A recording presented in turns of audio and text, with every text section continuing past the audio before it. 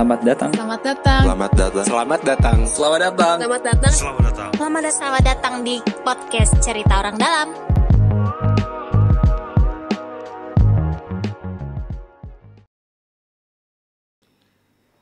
Tahun baru, harga serba baru.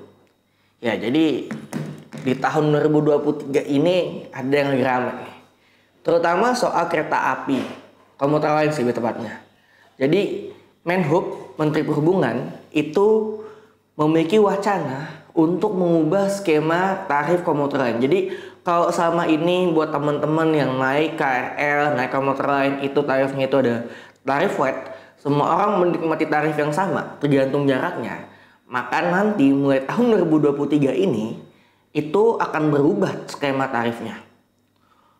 Untuk teman-teman yang mungkin gajinya lebih tinggi atau dalam tanda kutip orang kaya, itu akan dikenakan tarif yang lebih besar atau lebih tinggi dibandingkan orang yang lain atau masyarakat menengah ke bawah. Datanya dari mana nih untuk bisa membedakan tarif itu? Kalau menurut Menteri Perhubungan, Bapak Budi Karya, itu dia akan mengambil data dari DTKS. Problemnya adalah sampai hari ini aja DTKS itu masih menjadi sebuah masalah karena seringkali datanya masih belum clear. Lantas bagaimana data yang belum clear tersebut bisa digunakan untuk membedakan tarif kereta seseorang? Apa jaminannya bahwa dengan cara seperti ini itu akan menjadi lebih baik dibandingkan skema sebelumnya? Selain itu, nih buat teman-teman ya, di negara manapun di dunia itu yang namanya tarif transportasi umum itu adalah satu. Oh ya, terima kasih Mas. Nah, jadi lagi, jadi minum teh dulu teman-teman. Kita orang dalam. Pakai bawang dulu. Langsung nih makan mie pakai bawang.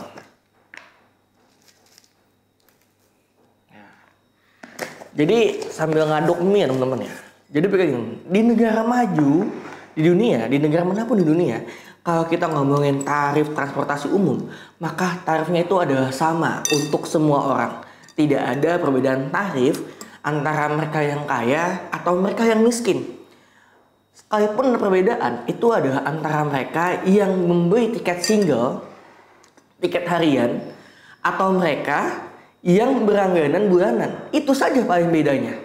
Atau sekalipun mau membedakan, mungkin ada golongan tertentu, golongan rentan yang mungkin ya dibutuhkan subsidi khusus, maka skemanya itu bukan dengan membedakan tarif antara si kaya dengan si miskin, melainkan dengan memberikan harga khusus kepada kelompok-kelompok atau golongan-golongan tertentu yang dianggap rentan. Misalnya di Transjakarta, di Jakarta nih, kelompok lansia, kelompok disabilitas, dan 15 kelompok yang lain, ada 15 kelompok di Jakarta berdasarkan Pergub DKI, itu yang mereka bisa menikmati fasilitas transportasi umum dengan harga 0, gratis. Sedangkan yang lain itu harganya tetap sama. Sekalipun mau ada perbedaan skema, ya mungkin seperti itu, bukan dengan cara membedakan antara tarif si kaya dan si miskin. Membedakan tarif si kaya dan si miskin tentunya tidaklah menyelesaikan masalah apapun, wahai Bapak Menteri yang terhormat. Kenapa begitu?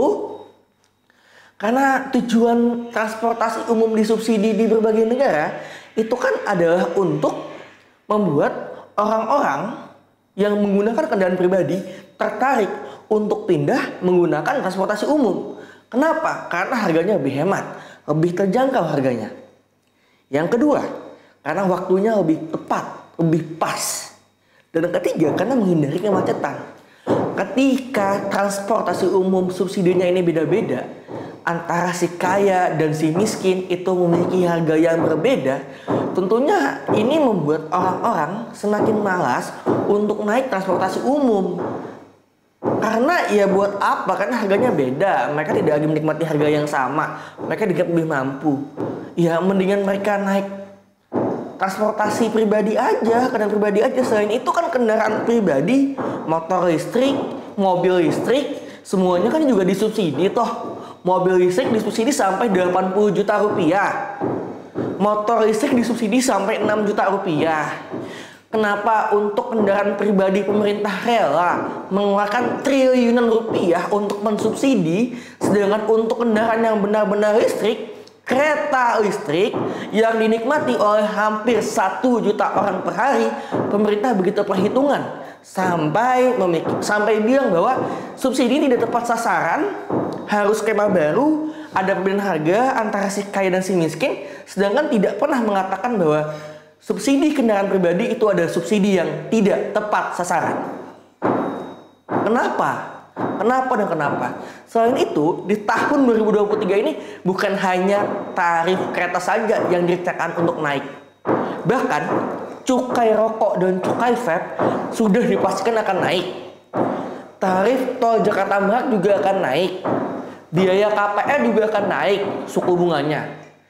Jadi kalau semuanya serba naik, pemerintah ini sedang butuh uang kah untuk bangun ibu kota baru?